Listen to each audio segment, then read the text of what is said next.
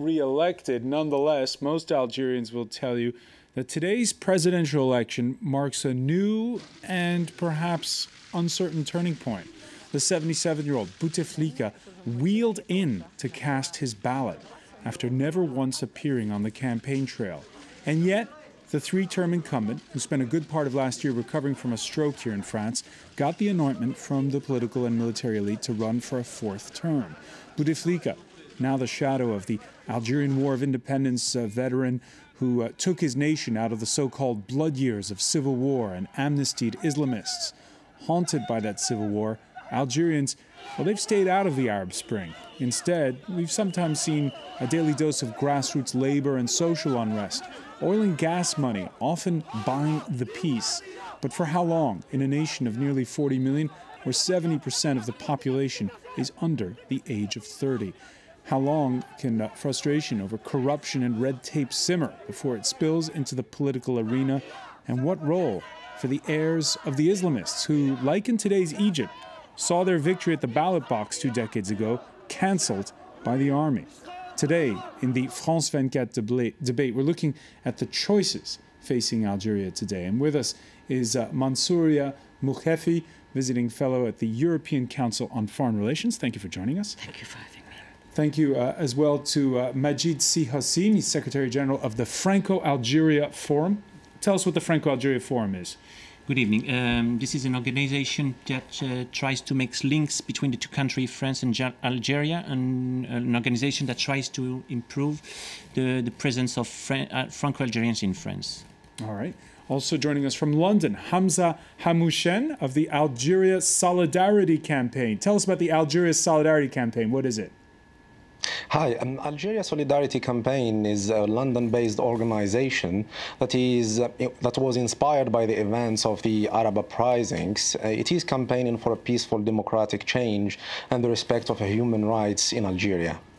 All right, and finally, let's say hello to Malika Haddad AKROUF, who is was a longtime UN official, and thank you for joining us here in the France 24 debate, the France 24 debate, where you can join the conversation on Facebook and on Twitter.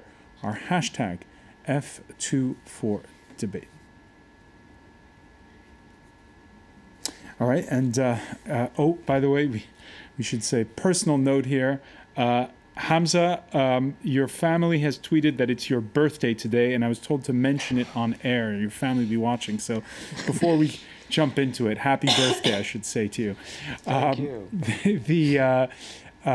This taking place, of course, on the day when Algerians vote. We will be going to France 24's Catherine Norris-Trent, who is shortly to find out how the voting has been going so far. But let me begin with you, Mansouria, and that image we saw of your president being wheeled in to vote. What was your reaction? Well, like many Algerians, it was quite pathetic to have a look at that image, but it's nevertheless the reality. Algeria is having a president that is seriously ill, and his health has been the most important factor of this campaign. So there is no way to escape the reality. Now let's see what the Algerian will decide with this. How do you explain the fact that he's running for a fourth term? He's running for the fourth term because maybe personally there is no way for him to give up and, according to his condition, staying in power till the end. But more importantly, he is also surrounded and pushed by other groups whose interests lie into Bouteflika's remaining in power. What are those groups? Well, part of the society, because we should not dismiss whatever the opposition has been expressed and advertised, mediatized. There are huge chunks of the population who are still very attached to the president, crediting him with with everything you said in your presentation, bringing back peace and stability, and also allowing the country to enter into an era of prosperity, even though it was just for some people. Among them, the new class of entrepreneurs, businessmen who made a lot of money through all the deals that the regime allows them to have. And with this part, of course, we have the major problem of Algeria, meaning the corruption. So for these interests, and intentionally, I didn't mention the army because everybody knows that the army is, of course, the major supporter of the regime itself. But it seems that this time it's not, the army is not locked behind him. And we did actually hear many voices of dissent coming from former officers who expressed their reservations, their problems, their even opposition to this fourth term. But the system as a whole, meaning the security, the army, the businessmen, and once again, part of the population consider that he's the least bad option. Yes. One reaction coming in from Patrick on Twitter: there are many legitimate reasons to make fun of Bouteflika. Him being in a wheelchair is not one of them. Let's go, before we get the reaction of the rest of the panel to what Mansouria just said, let's go to Algiers. France 24's Catherine Norris Trent. Catherine, what's the latest you've seen, first of all, on turnout?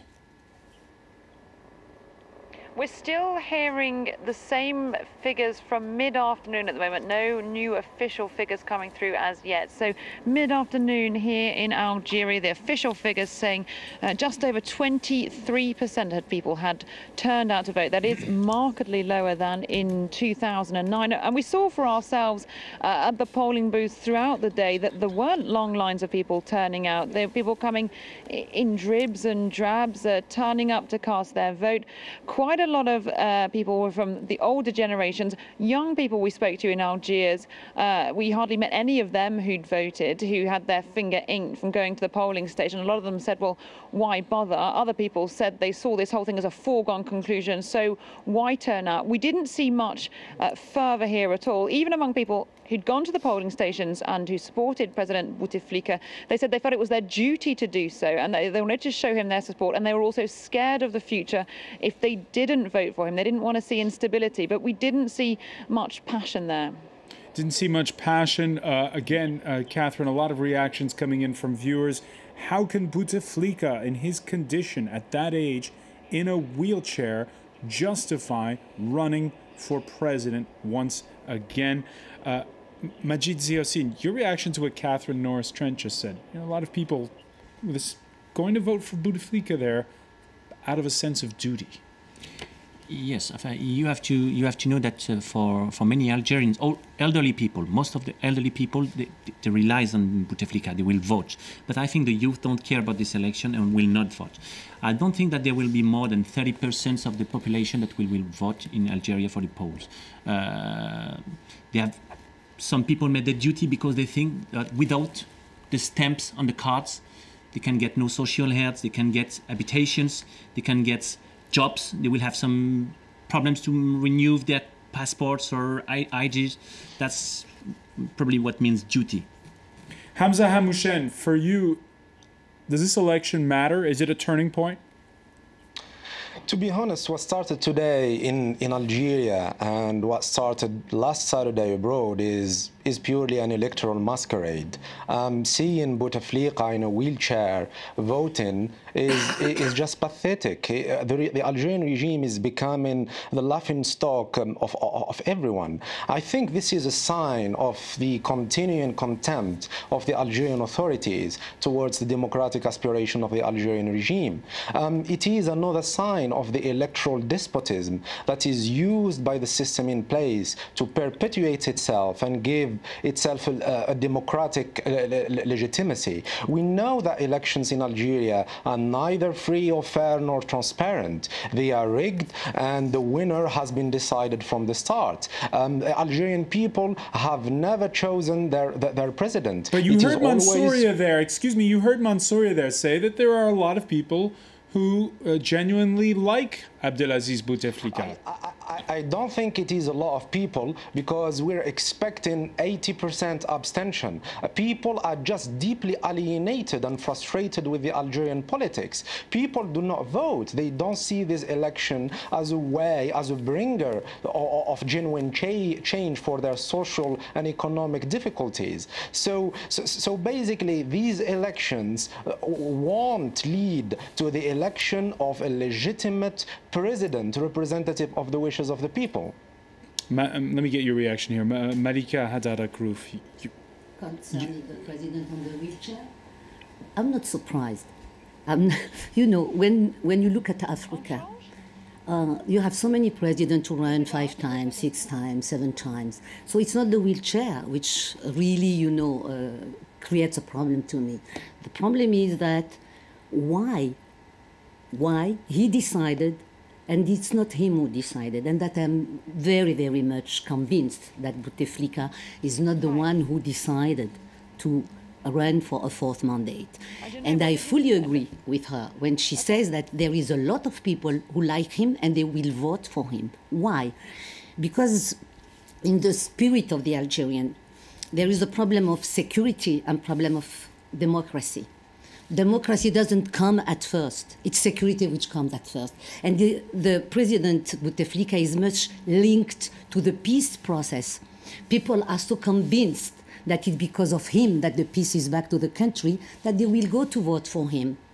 I'm very sure. And what the other, you know, candidates are proposing, they all part from the system.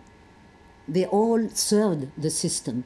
So there is no difference between one or the other. At least they know Bouteflika, they know what he has done, and they know what he might be doing. You know, there is a lot of investment in the country in terms of infrastructure. There is a term of housing, but of course there is a lot of pockets of poverty.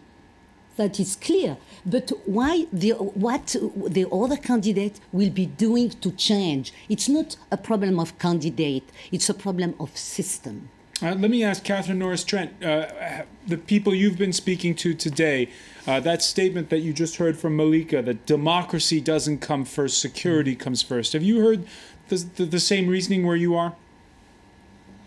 We have heard people saying that. They say they would prefer to have a secure society, the way of life they've become used to in Algeria, than disruption. People here pointing back, the older generations, to the civil war, which they lived through. Many people clearly still, I would say, traumatized by that. Very, very bitter memories of that indeed. Also, people here looking around to other countries in the regions. They're looking at neighboring Tunisia, what's going on in Libya, other Arab countries such as Syria, and that really frightens them. They don't want to see that kind of thing happening in Algeria. So they say if it's a choice between some of the people anyway, a free and fair democratic system and a safe Algeria, and the Algeria they know, well, perhaps they prefer to stick with that. Madjid, while we're saying all that, there were demonstrations today in Kabylia. There was a demonstration this morning. There are places where people are demonstrating. Demonstrations in Algeria are widespread. There are demonstrations in Gardaya. You have to know that since more than a month there are fights between Arabs and Berbers in Gardaya. There are many demonstrations in the country. Kabylia is well known as parts of the country which is a little bit hotter than the rest of the country. But none of this demonstration will change anything. It will change nothing because the country is controlled. I don't think that we will have an evolution like in Ukraine. It will not change the results of the elections. You have to know that in Algeria, less than 5% of the citizens are in a party, less than 5%. Algerian citizens are more concerned by economical problems, security problems, but not by politics. They are not more interested. They don't believe that in a brutal change like in Egypt. They have been frightened by what happened in Egypt and Tunisia and other countries of the Arab Springs. Mansouria, MOKHEFI. Actually, all of this could be summarized by the word resignation. The Algerian people are really depressed, totally depressed about the system, and they are oblivious of any possibility of change. They are sure, convinced that nothing is to come from this candidate or the other. But loyalty, which is the other word that we haven't used so far, is a very important element. The people are voting for him out of loyalty and because they don't expect any change for the society in the coming time. Hamza HAMOUCHENE, I was speaking with Algerian colleagues earlier today, and he said, you know, we had our Arab Spring. People forget it. It was back in 1988. When there were big student demonstrations against the established order. And many people feel that they're still shell-shocked by it. What do you say to that? Yeah, when I'm always asked about Algeria and the Arab Spring, I always say Algeria is a precursor rather than the exception, because in 1988 the regime was forced to open up to political pluralism and allow an independent press. But these gains were rolled back, and the short democratic transition was aborted by a coup d'état that led to an atrocious civil war. This civil war has destroyed the civil society, has divided Democrats, and left a political vacuum in the face of the regime in place. And the memory of the civil war is reinforced of what's happening with the Arab Spring. We had an imperialist intervention in Libya, we have foreign interference and a tragedy in Syria, and we have a counter-revolution in Egypt. All these weigh down on the psyche, the political psyche of the Algerian people. So, but it doesn't mean that the Algerian people do not desire political change, because all the ingredients of a powder keg are reunited. We have a huge unemployment, we have authoritarianism, endemic corruption, cronyism, we have deep economic crisis in Algeria. All of these are waiting for the spark to be ignited to create the explosion. We need, just as a civil society, to prepare ourselves and build a strong movement that can offer the alternative with a coherent vision and a societal project that will mobilize the masses. But obviously that's a very long-term project. All right, so we heard here Mansouria talk about resignation. You heard in London Hamza talking about a powder keg that's ready to alight. Which is it? You know, I am from the generation who knows very well Algeria and who knows very well those people who are in power and also knows the population. We had a horrible time to get the independence. We had a horrible time with the fundamentalists. So it's not resignation, it's fear. People don't want to die anymore because they know that in any case they will be the losers. They will never be the winner in the system as it is now. So they wait and see. They wait and see. So Bouteflika is going to win. But due to the problem of his health, I don't know if he will finish his mandate. And my guess is that we will change the constitution. We will have a vice president, maybe younger, in a better shape, who will take over. And the population, they know about the scenario. They know that. They know it's all written ahead of time. Oh, yes. I want to get the rest of the panel's reactions to that. We're going to have to take a quick break first, though. You're watching the France 24 debate.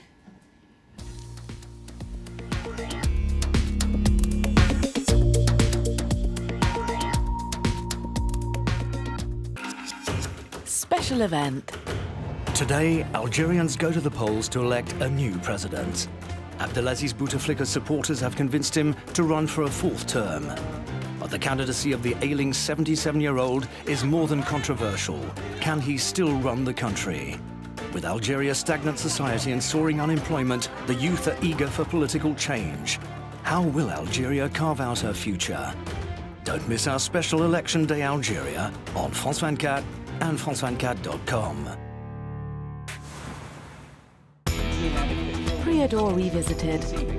Can you imagine the monument for SS soldier in Dachau, Auschwitz? And this one is the monument for Serbian soldiers in the middle of concentration camp, where non-Serbs were tortured. I've spoken about it with Bosnians from the region and also with Serbs, and I think these stories of torture are a little exaggerated. 20 years after the end of the war, Bosnia-Herzegovina is still unearthing its dead. Last September, one of the biggest mass graves was discovered near Prijedor in the northwest of the country. For many, the wounds of the past have yet to be healed, while others would like to put the past behind them. Prijedor Revisited on France 24 and France24.com.